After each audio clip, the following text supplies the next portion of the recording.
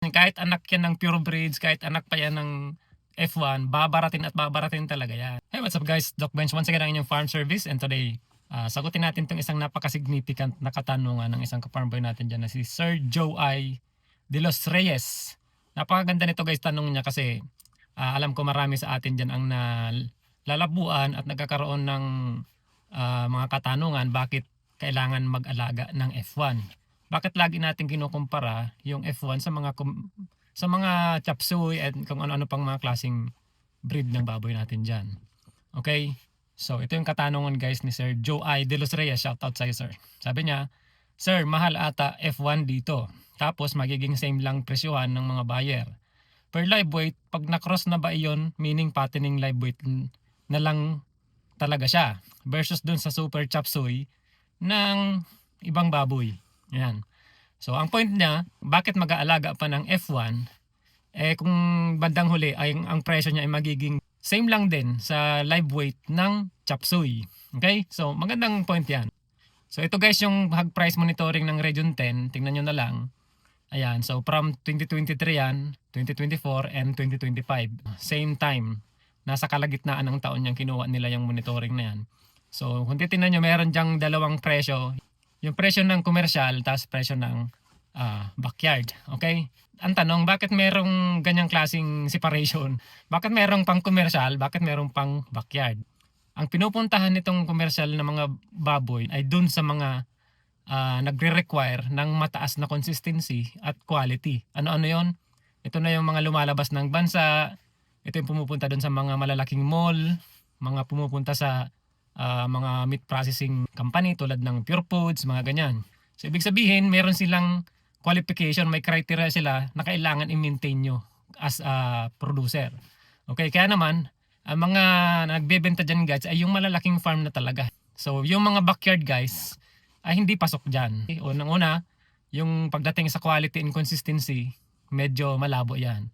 Ang nakakapag-render lang yan yung mga nasa commercial farm. Now, kung pupuntahan natin guys itong commercial farm, sila talagang gumagamit consistently ng F1.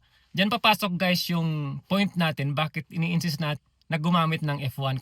Ito yung aspeto na nakakalamang itong mga commercial, kaya nga mas mahal yung presyo nila. Okay? Kasi yung mga nabanggit natin, yung mga mall, mga meat processing company, tapos yung mga nag-aangkat sa labas ng bansa, dahil nga nagdi-demand sila ng consistent na quality, kaya nilang magbigay ng mataas na presyo basta maintain yung kalidad. Okay? So, doon nababagay talaga itong mga F1 natin. Ngayon, ini-infuse din natin paunti-unti na sa backyard ay ganito rin ang gawin natin. Now, puntahan natin guys yung tanong ni Sir, bakit kailangan gumamit ng F1 kung same lang din naman ang kakapuntahan ng presyo, same lang din ang live weight price niya sa chop suey. Ito yan. Dalawang bagay guys ang kailangan nating isaalang-alang. Number 1, yung growth rate. Pangalawa, yung dami ng ipinapanganak ng F1. Kasi mas madami itong mga anak guys kumpara doon sa mga chop suey natin. So wag na nating pag-usapan yung kalidad ng karne kasi ma-outweigh siya sa karne ng chop suey. Kasi pagdating nga sa market, pare-pareho lang naman karne yan, regardless kung mataba, makapal yung taba or whatever. Sabihin na natin na pareho lang. Okay? So doon tayo sa bagay na growth rate tapos yung dami ng ipinapanganak. So kung lamang ka, kahit isang piraso lang guys na biik sa panganganak, isang baboy pa lang ay napaka-significant na yan guys na idadagdag sa presyo or sa magiging kita natin.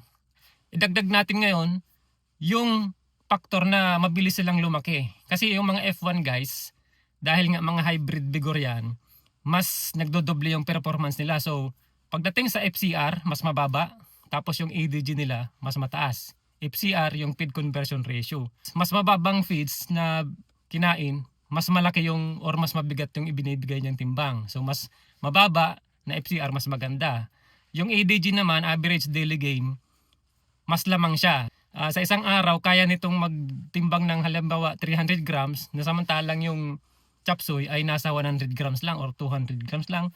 Laging mas lamang yung F1. So doon pa lang guys, 'di ba? Mas mabilis lumaki yung baboy natin, mas mabilis bumigat, mas mabilis nating maibebenta. So kung meron kang diferensya na let's say 2 weeks na na-attain mo yung 100 kilos dun sa partner natin, samantalang yung chop suey mo is kailangan mo pa ng another 2 weeks para maabot yun. Sa 2 linggo guys na magpapakain tayo sa baboy, yung kakainin nila magkano yun. O, mababawas mo na yan, maliles mo na siya sa costing. Okay? So ngayon, masasagot na yung tanong mo, bakit kailangan ibida natin yung F1 kumpara sa chop suey. Hindi natin to guys binibida kasi gusto lang natin maging kontrabida dun sa chop suey. Maganda din naman yung chop suey kung ikaw ay nag-uumpisa pa lang. Okay? So habang inaaral mo yung management, yung production, okay yan. Matuto ka physically, mentally, and lahat-lahat na dun sa chop suey. So pag natuto ka na, gumamit ka na ngayon ng F1.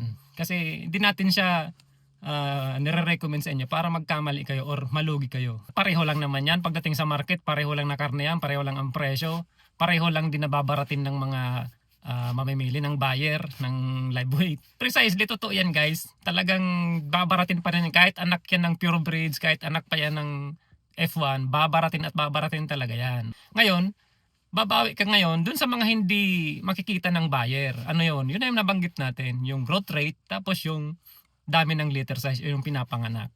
Doon sa bagay na yon, makakalamang ka doon.